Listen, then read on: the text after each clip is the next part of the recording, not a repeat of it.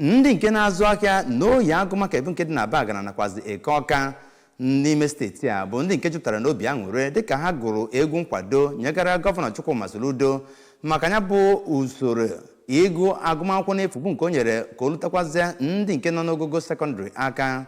Onye isi oche nyere otu PPSC bụ ọkammụta Nkechi Ikediugwu bụ onye nke gara n'ihu wee gbasaa anya bụ ozi na mpaghara dịgasị iche iche. Queen Anịgbọgụ onye nta aka anyị bụ onye nke ga-ewetara gị ya bụ akụkọ dịka ka amata na ya bụ ihe mmemme bụzi nke ewetara iji wee nyere ndị nne na nna ndị nke agaghị akwụ ụgwọ akwụkwọ ụmụaka ha aka ka ha wee gụtọpụ akwụkwọ. Onye nta aka anyị bụ Queen Anịgbọgụ ga-ewetara gị akụkọ ndị ọzọ.